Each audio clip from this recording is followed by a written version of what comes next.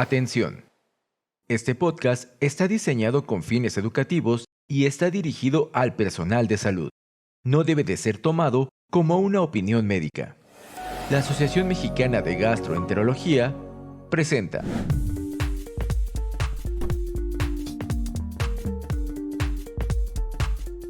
Gastroperlas AMG, moderado por la licenciada Vanessa Hernández.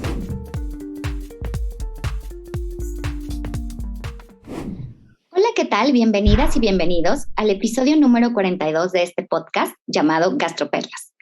Hoy tendremos una charla acerca de un tema que aqueja indudablemente a nuestra población pediátrica, que es obesidad infantil, y nos centraremos en dos puntos principales y estratégicos, que son actualidades en el tratamiento nutricional y prevención de la misma, para lo cual tengo el gusto de contar con dos invitadas expertas en el tema, la nutrióloga Erika Ochoa, que es nutrióloga clínica pediátrica, exdirectora de la licenciatura en nutrición del TEC de Monterrey, Campus Ciudad de México, conferencista nacional e internacional en diferentes temas de nutrición pediátrica y también autora de diversos artículos científicos. Bienvenida, Eri. Muchas gracias, Vane. Agradezco enormemente la invitación. Y también cuento con la presencia de la doctora Yael Encinas, que es gastroenteróloga pediatra, miembro activo de la Asociación Mexicana de Gastroenterología y de la Sociedad Latinoamericana y Norteamericana de Gastroenterología, Hepatología y Nutrición Pediátrica. Bienvenida, Yael. Muchísimas gracias por la invitación. Pues les platico que voy a comenzar esta charla con unos datos que realmente son impactantes. Se los quiero compartir. En los últimos 40 años, la obesidad infantil incrementó más de 8 veces. Por lo tanto, se considera una epidemia a nivel mundial y, por supuesto, en nuestro país, un problema importante de salud pública. Así que, bueno, pues quiero comenzar contigo, Eri, y me gustaría que de forma breve nos compartas cómo se realiza el diagnóstico. Como tal, la definición de sobrepeso y obesidad, de acuerdo a la Organización Mundial de la Salud, es cuando tenemos por arriba de cierto punto de corte el índice de masa corporal. En niños específicamente utilizamos el indicador índice de masa corporal para la edad y los puntos de corte también de acuerdo a la OMS varían, es decir, para niños de 0 a 5 años es por arriba de más 2 desviaciones estándar cuando comenzamos a diagnosticar sobrepeso, mientras que para niños de mayores de 5 años comenzamos con entre más 1 y más 2 sobrepeso y por arriba de más 2 obesidad. La Academia Americana de Pediatría usa el mismo indicador, pero es para mayores de 2 años y lo utilizan en percentiles. Entonces aquellos que están por arriba del percentil 85 se considera sobrepeso y por arriba del percentil 95 obesidad. Ahora es muy importante recalcar que este es un marcador indirecto. Sabemos que la obesidad está relacionada a un tejido adiposo disfuncional específicamente y no tenemos un marcador de cómo medir este tejido adiposo disfuncional, entonces se utiliza el índice de masa corporal para la edad como un marcador indirecto. Por lo tanto, no debe ser nuestro único marcador o nuestra única herramienta para evaluar y poder emitir un diagnóstico. En la evaluación nutricional sabemos que tenemos pues muchas aristas y cuando hacemos diagnósticos habitualmente los hacemos con un formato PES, que es problema, etiología, signos y síntomas. El problema hay 3 dominios principalmente y el más importante para nosotros es el dominio dietético, es decir, es mucho más importante identificar problemas nutricionales que nosotros como nutriólogos podemos abordar y son los dietéticos. Y en esta evaluación nosotros vamos a buscar muchos otros problemas que pueden estar relacionados con este estado de salud que nos preocupa y no necesariamente únicamente el peso. Seguir con una visión pesocentrista no nos va a llevar realmente a mejorar pues la situación en relación a un tejido adiposo disfuncional. Tocaste un punto, Eri, muy importante, que es el índice de masa corporal, que no lo debemos de tomar como única herramienta para hacer el diagnóstico. Toda la parte de evaluación del estado nutricional y más adelante vamos a hablar del pesocentrismo, que hoy día también no nos tenemos que enfocar nada más en el peso para el tratamiento de estos chiquitos con sobrepeso u obesidad. Yael, ahora a mí me gustaría preguntarte, ¿qué factores de riesgo, cuáles son los factores de riesgo para el desarrollo de sobrepeso y obesidad? Mira, como ya lo hemos visto muchas veces, la obesidad es una enfermedad que es dinámica, compleja y obviamente multifactorial. Y obviamente una de las principales causas de esto se debe al desequilibrio entre el aporte calórico y el gasto energético. Sin embargo, también la interacción de los factores genéticos que tiene cada individuo con otros factores como perinatales, ambientales, dietéticos, psicosociales, estos van a constituir una vía común para el desarrollo de una enfermedad como obesidad infantil. Entre los factores perinatales más importantes que están asociados con el desarrollo de obesidad en los niños se encuentra el tabaquismo materno y la exposición intrauterina a hiperglucemia prolongada, por ejemplo, en las madres que tienen resistencia a la insulina o que tienen obesidad o que tienen diabetes. Por otra parte, o sea, por otro lado, la obesidad materna y el aumento excesivo de peso durante el embarazo también van a potenciar el efecto del factor de crecimiento similar a la insulina y este se ha relacionado con un crecimiento excesivo del feto.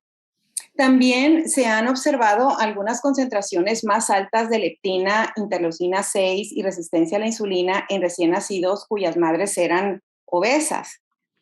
Ahora bien, cabe mencionar que la vía de nacimiento también juega un papel importante en la colonización de microorganismos y está muy documentado que los niños que nacen por vía cesárea tienen un mayor riesgo de tener obesidad que aquellos niños que nacieron por vía vaginal. O sea, solo por el hecho de que nacen por cesárea ya tiene una predisposición a tener obesidad ese niño. El tipo de alimentación al nacer también juega un papel importante. No nada más, aquí quiero hacer un paréntesis, no nada más es la alimentación del bebé al nacer, sino la alimentación que tiene la madre durante el embarazo. Esto es muy importante porque siempre hay un mito como que a la mujer embarazada se les permita comer todos los antojos que quiera y en realidad las mujeres tienen un incremento muy exagerado de peso durante el embarazo y esto también es un factor muy importante para que el bebé pueda desarrollar obesidad en una etapa muy, muy temprana. El tipo de alimentación del bebé también juega un papel muy importante. Ya se sabe de sobra que la lactancia materna protege al niño de desarrollar obesidad infantil y el tipo de alimentación que va a tener después de los 6 meses durante los primeros 5 años también es crucial para la programación metabólica temprana. Ahora, los factores genéticos pueden influir hasta en un 80% del peso corporal del paciente pediátrico. Si existe un padre con obesidad, va a aumentar hasta 3 veces el riesgo de que este niño desarrolle obesidad y hasta 15 veces si ambos padres son obesos. También ya se han descrito más de 600 genes que están relacionados con el desarrollo de la obesidad infantil y el principal defecto genético que está descrito está en el receptor de la melanocortina 4, que esta va a representar entre el 5 y el 6% de los casos de obesidad de inicio precoz. Otros síndromes genéticos también que están asociados a la obesidad representan menos del 1% de los casos, pero hay que tomarlos en cuenta. Otro de los factores que no tomamos en cuenta, pero que es muy importante, es el tiempo de sueño, el dormir. O sea, hoy por hoy vemos que no nada más le vamos a echar la culpa a la pandemia, sino de toda la vida los niños cada vez se están acostumbrando a dormir más tarde y a dormir menos horas. Y la privación de sueño en los niños aumenta el riesgo de sobrepeso y obesidad. Y eso se cree que es debido a los cambios hormonales que produce y que aumenta las concentraciones de grelina y leptina, principalmente, sobre todo en los niños preescolares y escolares. Además que esto también favorece a que los niños tengan una menor actividad física, que también es un factor de riesgo para desarrollar obesidad. Si bien es cierto, no es como que si no hace nada de actividad el niño va a ser obeso, pero sí es un factor que determina un aumento de la adiposidad y un riesgo de que padezca obesidad. Dentro de otros factores, hasta los factores socioeconómicos también juegan un papel muy importante en esta entidad, debido a que se ha demostrado que las poblaciones de bajos recursos tienen un mayor aumento del riesgo de obesidad infantil debido a que su dieta se basa principalmente en un consumo muy elevado de alimentos ultraprocesados o ricos en carbohidratos, que son los que pueden tener a la mano. Son papás o mamás que trabajan y que no tienen el tiempo de estar preparando los alimentos de manera manual y que compran lo que pueden preparar de una manera rápida para poderse ir al trabajo. Entonces, pues básicamente esos son los factores más importante es hay, o sea, un sinfín de factores que pueden intervenir para la predisposición de obesidad y los vamos a ir como desarrollando un poquito más adelante. Sobre todo, Yael, todo esto que comentas es muy importante. No se nos tiene que olvidar la ingesta excesiva de proteínas en etapas tempranas, que ya está bien documentado que a mayor ingesta de proteínas en etapas tempranas, mayor riesgo de sobrepeso y obesidad, totalmente.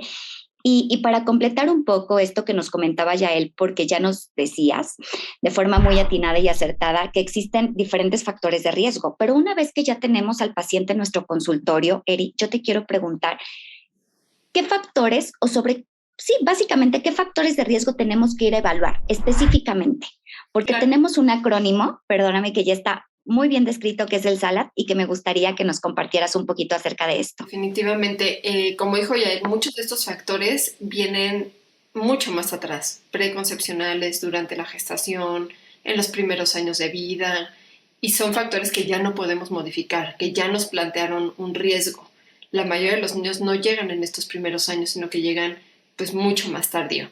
Entonces, eso simplemente nos prende estas banderitas rojas de pasó todo esto y pues tenemos este riesgo más elevado, pero ¿qué podemos hacer en ese momento? ¿Qué es lo que evaluamos? Como bien dice, está este acrónimo que es SALAD, que está relacionado con factores socioeconómicos, son siglas en inglés. Entonces son factores socioeconómicos, de ahí la S, la ansiedad, no solamente del niño, también de toda la familia, la falta de ejercicio, lack of exercise, de ahí la L, antecedentes y D de dieta. Entonces, en relación a factores socioeconómicos, hace pues no mucho escuchaba en un congreso a alguien decir que en los niños con obesidad pues era más determinante saber su código postal que la genética de los padres prácticamente. ¿Por qué? Porque todos estos determinantes sociales que están muy relacionados a hasta nuestra accesibilidad económica, pues no los vamos a poder modificar. Es decir, si yo vivo en una cierta colonia, hablando específicamente de México, que no tiene banquetas, que no tiene luces para caminar en la noche de manera segura, que sé que la violencia pues está en aumento, pues difícilmente voy a tener accesibilidad a que mis hijos o los niños de esa colonia salgan a poder moverse. Entonces, este factor socioeconómico me va a estar impactando en otros aspectos.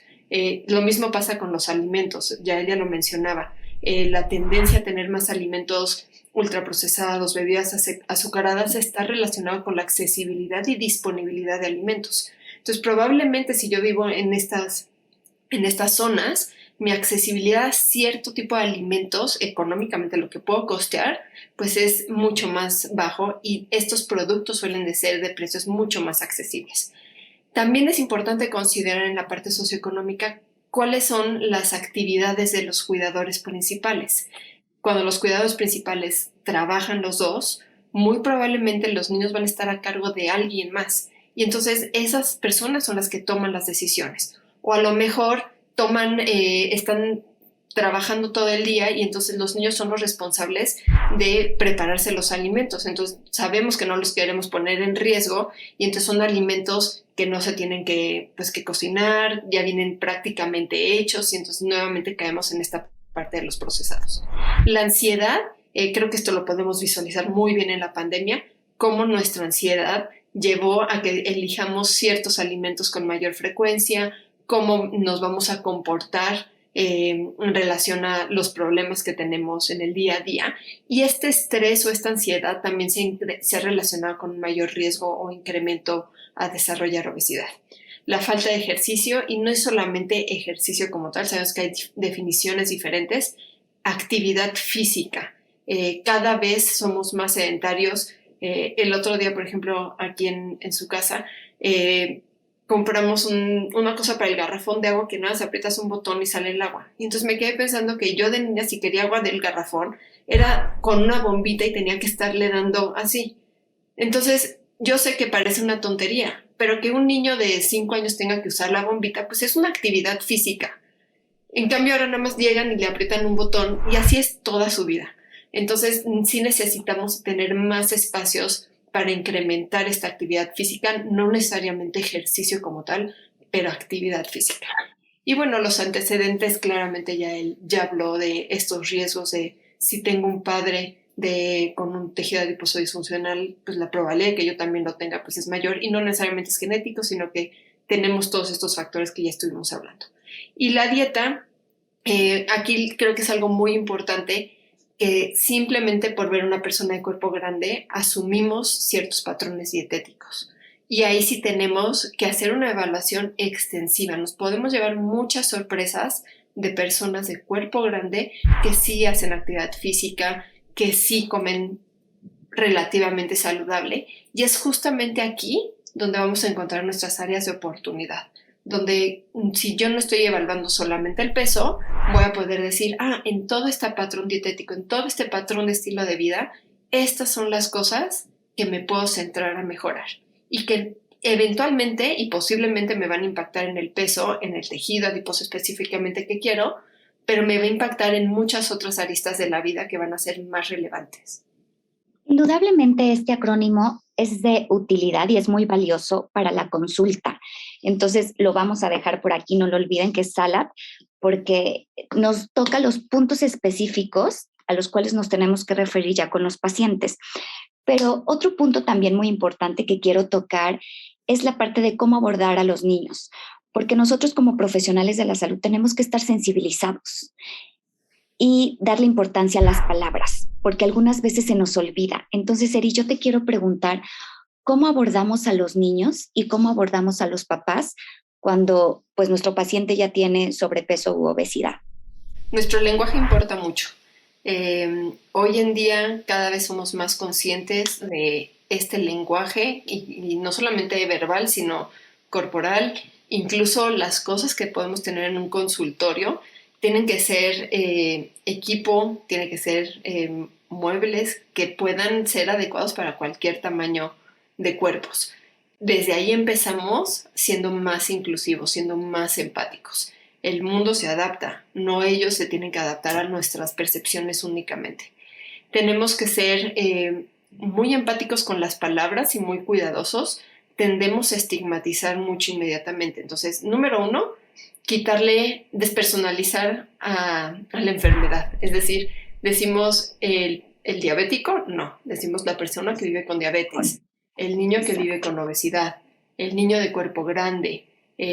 Cuando nosotros hablamos así, no estamos calificando y dando un valor moral. Y esto es muy importante porque solemos, cuando estamos preocupados en una consulta de esto, simplemente por simple vista, pues podemos ser muy agresivos y causar mucho más daño. Es recomendación de la Academia Americana de Pediatría que si tienes una preocupación sobre el estado nutricional de un niño, debes asegurarte de tener el tiempo para platicar de lleno todos los factores que estuvimos hablando. Y número 1, asegurarte que las familias quieran hablar de esto. Si las familias no tienen la disposición, no es un tema que nos toque en ese momento abordar, porque pueden tener otras preocupaciones más relevantes y es válido.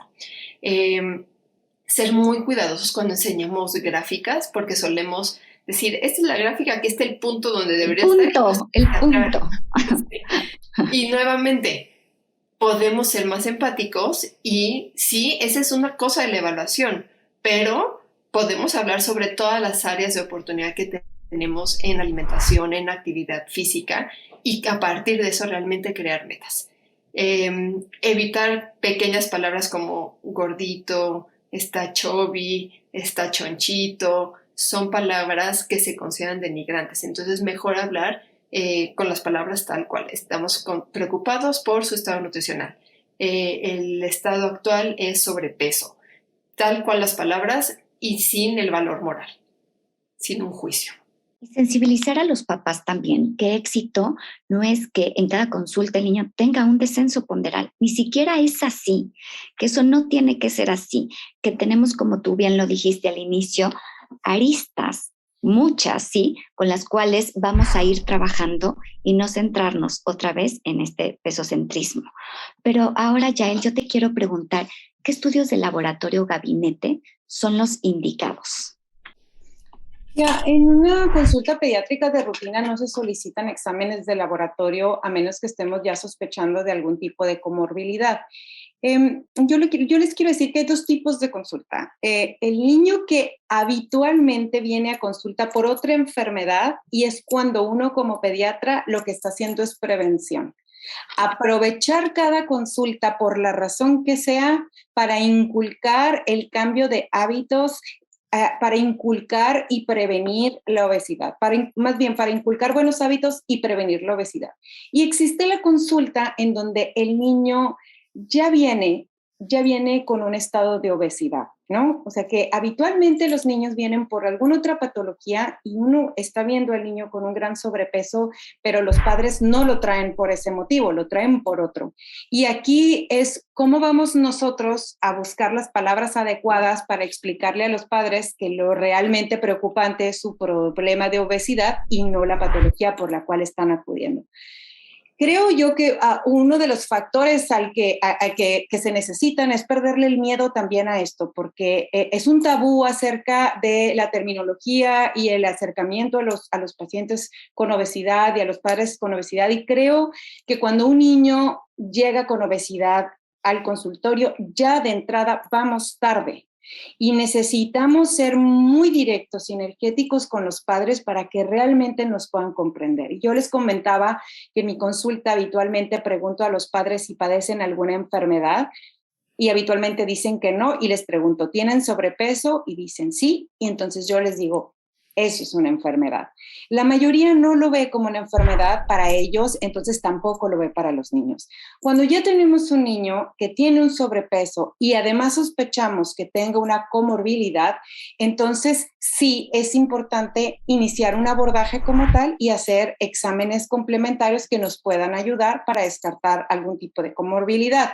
Por ejemplo, los niños con obesidad tienen un mayor riesgo de desarrollar hipertensión arterial, dislipidemias, diabetes mellitus tipo 2, hígado graso y enfermedad coronaria durante su vida adolescente y adulta, entre otras muchas condiciones que se han estado presentando. En este caso, vamos a solicitar de primera instancia una biometría hemática, una química sanguínea que incluya perfil de lípidos completo, perfil de función hepática y de función tiroidea, pero los estudios se van a solicitar de acuerdo al tipo de comorbilidad que estemos sospechando. Recordemos que la obesidad infantil afecta negativamente a muchos órganos como la mecánica pulmonar, la mecánica respiratoria, a nivel de oídos, a nivel de la marcha, se altera el músculo esquelético también se ve alterado. Entonces, realmente que digamos tenemos un paquete de rutina para un paciente con obesidad, no. Dependiendo del grado de sobrepeso o del grado de obesidad que tenemos, son los estudios que vamos a pedir, pero generalmente esos son con los que iniciamos. Muchas gracias, Yael. Y una vez que se realice el diagnóstico, que hacemos una valoración del estado nutricional, que tenemos muy presentes todos estos factores de riesgo, pues vamos a entrar de lleno a la parte del tratamiento. Y a mí me gustaría, Eri, preguntarte, ¿qué metas nos planteamos con el paciente, con la familia, con los cuidadores? Y que nos hablaras también un poquito, de forma breve, de las intervenciones nutricionales. Las metas las vamos a plantear con la familia.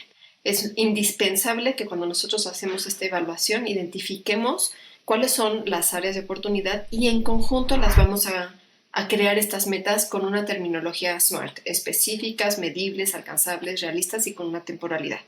¿Por qué? Porque se ha demostrado que cuando nosotros ponemos cuáles van a ser las reglas y, por ejemplo, yo puedo hacer un menú y entregárselos tal cual, eso no tiene apego y eso no tiene un resultado. Pero en cambio, cuando los pacientes tienen esta disposición de decir, ok, sí, este es un área de oportunidad en mi alimentación, en mi actividad física, no solamente del niño, de toda la familia, entonces vamos a poder trabajar sobre esas. Y entonces nosotros los ayudamos a crear estas metas pues de esta manera específica. Ejemplo, tomo diariamente una bebida azucarada de 600 mililitros. Entonces, ¿cuál va a ser la meta? Disminuir. En este momento, si yo le digo prohibido, les aseguro que una persona que diariamente toma uno de estos no la va a poder dejar de un día para otro. Entonces vamos a hacer una meta de, en los siguientes 2 semanas, vamos a reducir nuestra ingestión de 1 diario a un día sí, un día no, o un día sí y 2 no. Y esto nos va a permitir hacerlo realmente posible para estas familias. También remarcar que la consistencia es más importante que la perfección. Entonces, cuando no logramos ese objetivo o esa meta, tampoco es grave. Simplemente hoy fallé, pero tengo la oportunidad mañana de volver a hacerlo bien. Y entonces darse esta oportunidad de ser constantes. Ya cuando tenemos bien específicas estas metas, pues ya es más fácil trabajar sobre estrategias que podemos hacer para ayudar. Entonces, específicamente hablando del niño, siguiendo el ejemplo de bebidas azucaradas, a lo mejor esta bebida azucarada está relacionada a que cuando yo estoy en una junta, le doy esa bebida azucarada para que vea la televisión y que no me interrumpen esta junta. Entonces, ¿qué otras estrategias puedo hacer como de crianza para ayudarlo a moldear estas actitudes que quiero sin utilizar los alimentos como recompensa o como una forma de controlar? Entonces, se vuelve muy importante estas estrategias de crianza. En estudios de prevención se ha visto que las estrategias de educación y crianza son las más, pues las que mejor funcionan. En niños mayores todavía está en discusión, pero sí es un hecho que es justamente estas prácticas de alimentación perceptiva las que nos van a permitir tener pues un mejor apego durante el resto de la vida. Se vuelve más consciente más allá de una simple restricción. Ahora, ¿qué dice? Recientemente actualizaron las guías de tratamiento de la Academia Americana de Nutrición y Dietética, y ellos hablan de que nuestras intervenciones sí tienen que estar también enfocadas a mejorar la calidad de la dieta en relación a macronutrientes que estén adecuadamente equilibrados, hidratos de carbono, proteínas, lípidos, evitando cualquier exceso, disminuir de manera importante los hidratos de carbono, específicamente azúcar añadidos, tienen que estar por debajo del 5%, e incrementar de manera importante verduras y fruta a al menos 5 porciones al día. Buscar reducir la carga glicémica de la dieta. También en algunos casos se sugiere tener planes como muy específicos de aporte energético, pero eso ya son casos donde ya se han hecho varias intervenciones y no funcionan. Y estas intervenciones se refieren como multinivel y multicomponente porque van a tener varios profesionales de la salud y también van a tener diferentes lugares donde se abordan. En el hogar, en las escuelas, en estos diferentes lugares donde el niño pues convive básicamente. Se está apoyando muchas intervenciones relacionadas a alimentación consciente, justamente porque cuando no realizamos alimentación perceptiva, se pierde mucha de esta regularización o de esta autorregulación, de hambre y saciedad. Entonces, hacerlos a los niños y a toda la familia presentes en el momento que están comiendo y disfrutar los alimentos en ese momento, pues nos ayuda mejor a identificar nuestras señales de hambre y saciedad y poder llevar a una mejor regulación. Y todo esto tiene que estar adicionado con el apoyo de otros profesionales de la salud, específicamente psicología ayuda mucho a estas estrategias de crianza respetuosa, que dentro de la crianza respetuosa estamos en esta parte de alimentación perceptiva. Indudablemente, Eri, un tema muy importante, que el tratamiento va enfocado también a la familia, y no nada más a la familia, a los cuidadores también. Y sobre todo basarnos en la parte de alimentación perceptiva, que es toda la parte del ambiente que no se nos tiene que olvidar. Pero también se han descrito algunos medicamentos o fármacos para el tratamiento. A mí me gustaría que nos platicaras un poquito acerca de esto, Yael. Antes el manejo farmacológico de la obesidad todavía sigue estando en debate en pediatría por muchas causas, pero antes de decirte por qué nos llama tanto la atención que durante tantas décadas que tenemos con el tratamiento de la obesidad, realmente no hemos logrado disminuir ningún índice, o sea, vamos hacia la alza. De verdad, de 3 niños, 2 niños son obesos. Y aquí es un reto muy grande. Hay que preguntarnos también nosotros, como médicos, qué estamos haciendo nosotros para poner el ejemplo. Mira, el tratamiento de la obesidad, tanto no farmacológico como farmacológico, tiene que estar, como dijo Erika, a manos de varias personas. Un médico no puede con este paquete, el solo paciente no puede solo con este paquete, un familiar no puede solo con un paquete. O sea, tenemos que echar mano de ayuda de la escuela, de los maestros, de la familia completa, primos, abuelos, sobre todo los abuelos, los padres, el médico, el nutriólogo y definitivamente ayuda psicológica es muy, muy importante. De verdad que la repercusión que tiene un niño cuando se es señalado, de verdad es muy grande. Y lo que se ha visto mucho es que cuando la palabra dieta, para empezar, desquicia a cualquiera, ¿no? Cuando tú les dices dieta, la mamá es la primera en preguntarte, ¿y cuándo va a poder comer normal? Ellos no entienden que esto es comer normal y que lo otro es comer anormal. Ese es el primer punto.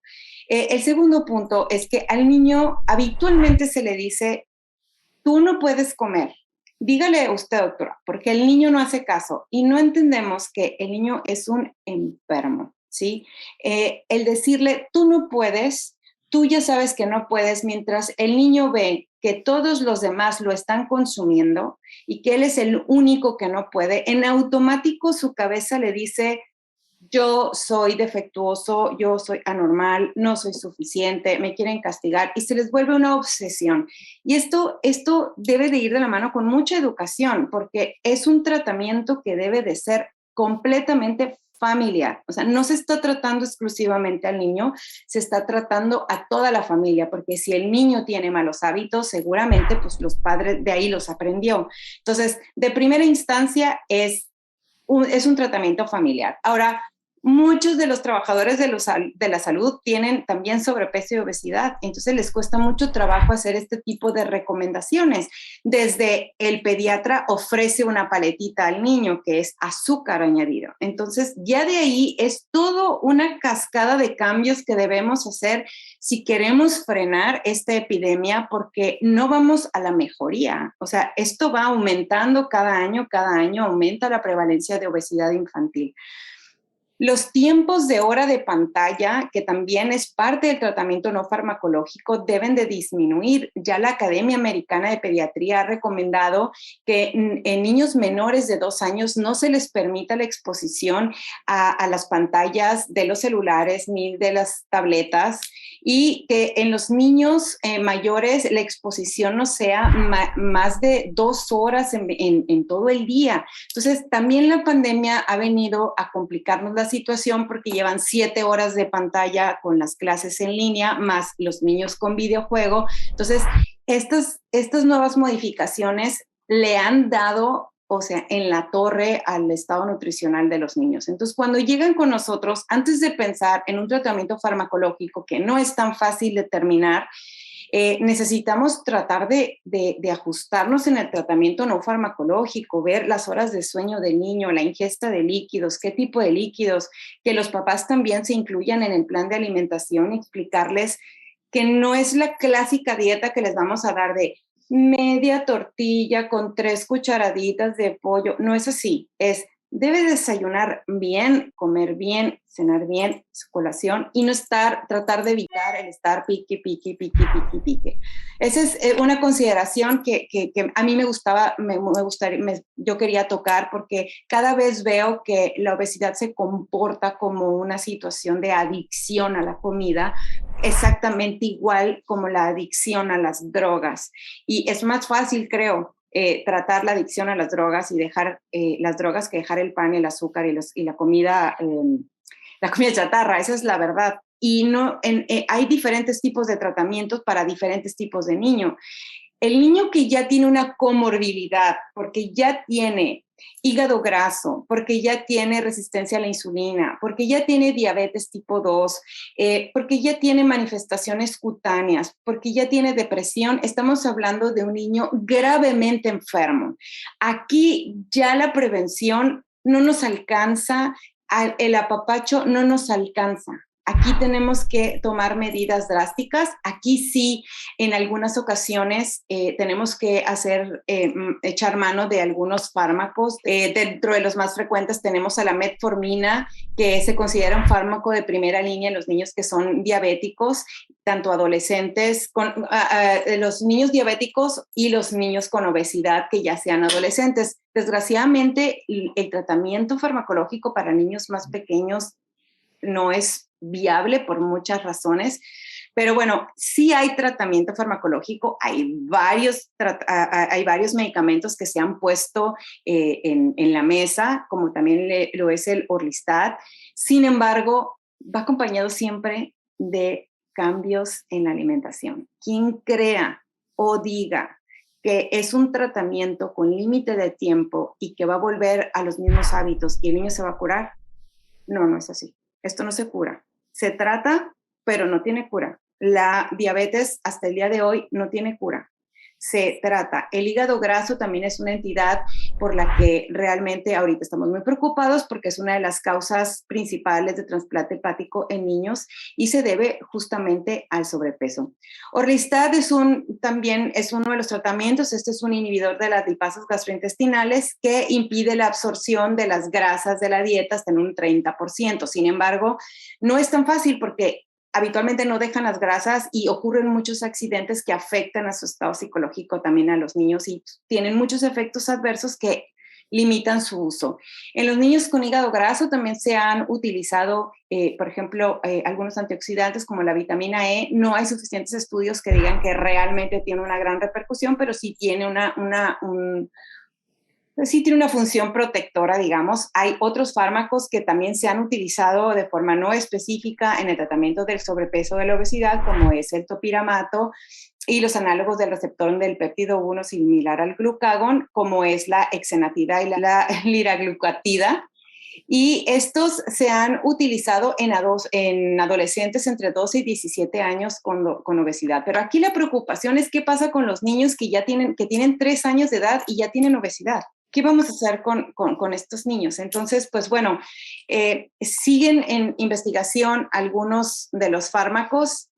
Anteriormente teníamos a la sibutramina también para adolescentes, que la FDA la tenía aprobada, pero ya no está en el mercado, y ahora solamente prácticamente para los niños tenemos a la mano metformina, Orlistat, y prácticamente es lo que tenemos en nuestro medio que sea viable para los niños. En adultos tienen una gama mucho más amplia de fármacos, pero pues nosotros estamos muy, muy limitados. No se nos tiene que olvidar, como ya tanto tú como Eri lo comentaron, que el tratamiento es multi e interdisciplinario. Así es.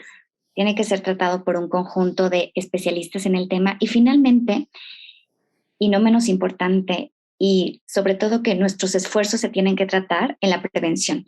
Entonces, Yael, me gustaría preguntarte, ¿cuáles son los factores a tomar en cuenta para la prevención? Porque sabemos que hay un enfoque de multicomponentes, que no nada más es un enfoque, sino que es individual, es familiar y es a nivel, pues también sociedad.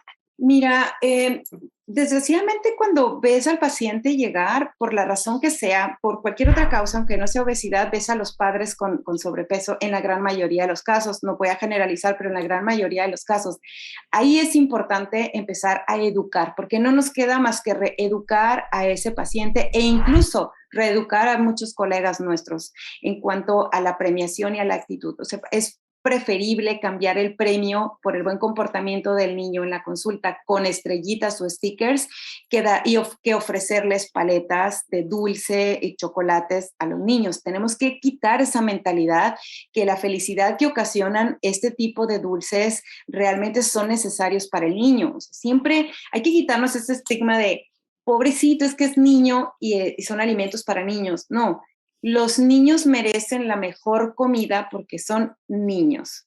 Están en pleno desarrollo y se están programando metabólicamente. Entonces, la comida, como los dulces y la chatarra, no es más que veneno para los niños. Lo tenemos que aceptar como médicos, como profesionales como de la salud y explicárselo a los padres, porque cuando los padres lo hacen sin saber el daño que están haciendo. Tratar nosotros de explicar esto en la consulta, y en una consulta de rutina tenemos que hacer prevención en cuanto a la nutrición. Desgraciadamente mandamos a los niños al nutriólogo cuando el niño ya tiene obesidad. No los mandamos de rutina para que les expliquen cómo deben aprender a comer. Van a la y se va. Entonces creo que eso es algo que debemos de cambiar como políticas de salud e incluir la nutrición como un tema principal, tanto en las escuelas como en las primarias, en las secundarias, en la prepa, en todo, y incluir a los nutriólogos en nuestro día a día como médicos también nosotros. No nada más enviarlos cuando el paciente realmente ya está muy mal. Realmente, ¿cómo vamos a revertir ese daño? Ese daño en un niño que ya es diabético realmente es un daño irreversible que vamos a tratar de controlar, pero mejorarlo, pues definitivamente no. Platicábamos en un inicio acerca del ambiente de la crianza respetuosa como base y de los estilos parentales de alimentación, que es justo centrarnos en esta parte de alimentación perceptiva y cambiar todo el ambiente, y que Eri ya nos comentaba. Pero también me gustaría preguntarte acerca de estas iniciativas de salud que se han tomado también en nuestro país y a nivel mundial, como es el etiquetado, aquí en nuestro país el impuesto a bebidas azucaradas. ¿Qué es lo que pasa con estas estrategias, Eri? Tiene que ver con lo que hablamos de estrategias multinivel, y estas son estrategias de salud pública que justamente sí han logrado que las personas, por ejemplo, compremos menos bebidas azucaradas por este impuesto. También algo que ha logrado es que hay competencia en la misma industria alimentaria, y entonces las bebidas azucaradas han ido bajando su cantidad de azúcar gracias para evitar pagar este impuesto prácticamente. Y lo mismo ha sucedido con el etiquetado. El etiquetado puede ser como muy agresivo cuando tú ves estos sellos negros y que dice exceso de azúcares, exceso de grasas, exceso de calorías. Y quizá al principio, cuando recién se publicaron, pues sí era como más impactante y las personas podíamos pensar 2 o 3 veces antes de comprar un producto. ¿Qué tiene hoy de positivo? Que si yo voy a ir a comprar unas galletas, para mí es muy fácil comparar entre la galleta A, B y C y D, porque todos estos sellos están hechos o calculados en base a 100 gramos. Entonces, yo sé que no significa que si yo me como una galleta inmediatamente voy a tener un exceso de calorías o un exceso de azúcares, pero sí puedo elegir cuál es la mejor galleta, la que tiene mejor calidad. Y eso no solamente puede impactar un poco en mi decisión de qué comprar y qué no, pero también ha llevado a que la industria entre ellos compita. Y entonces hemos tenido mejor desarrollo de productos. Y como dijo ya él, los niños y todos nosotros nos merecemos mejores productos, nos merecemos productos de mejor calidad, con mejores ingredientes, con menor cantidad de azúcar, con menor cantidad de grasas trans o 0 grasas trans, etc. Entonces sí creo que es algo que desde la perspectiva de mejora en la calidad de los productos ha podido impactar mucho.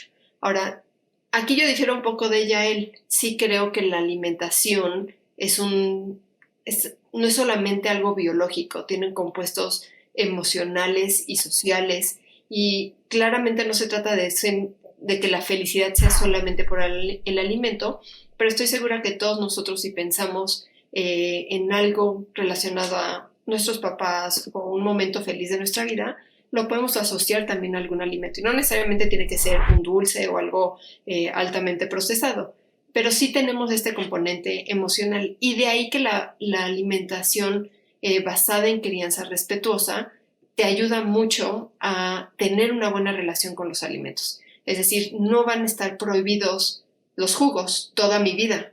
A lo mejor se vuelve algo muy eventual en mi vida, pero cuando lo tomo, lo voy a tomar y lo voy a disfrutar, y sé que con esa cantidad que voy a tomar va a ser más que suficiente. Ahora, los niños están un poco más susceptibles, y no mucho más, porque dependen más de este centro de recompensa para poder comer. Es decir, las cosas dulces las disfrutan mucho más y su cerebro los recompensa por comerlos mucho más. Entonces, por eso para ellos parece que es como más adictivo, pero realmente tiene que ver con esta sintonía cerebral prácticamente. Entonces, si nosotros enseñamos a tener una buena relación con estos alimentos, si los volvemos eventuales, si los volvemos algo que sí estén disponibles, pero tampoco se trata de que yo los voy a restringir. Ejemplo, si hay pastel, en vez de decir, ya no puedes comer pastel porque ya te comiste una rebanada, podemos decir, este pastel es para compartir, es para toda la familia, entonces hay que dejarle para el resto de la familia. Totalmente. Entonces vamos a aprender que las cosas tienen un límite, pero no porque yo no las pueda comer o porque las tenga prohibido, sino porque comparto, porque a lo mejor ahorita no es el tiempo de comida, es decir, la pandemia hizo que tuviéramos el refri y la alacena disponible todo el tiempo, pero una de las mejores intervenciones que podemos hacer desde la crianza respetuosa es tener límites. Este es el horario de comida, este es el horario de cena, estos son los horarios de colaciones, y eso ayuda mucho a realmente a tener una buena relación con los alimentos. Pues se nos termina el tiempo, es una pena, así que de forma breve les pediría las gastroperlas para llevar, 2 gastroperlas de forma breve. Yael. A mí me gustaría que hiciéramos mucho hincapié en la educación, en la prevención en los niños. No es lo mismo un niño sano que va empezando, en donde tenemos justamente que enseñarlos a comer y sin hacerles una obsesión por los alimentos, pero una cosa es un niño enfermo, un niño gravemente enfermo, diabético, un niño que ya tiene hígado graso.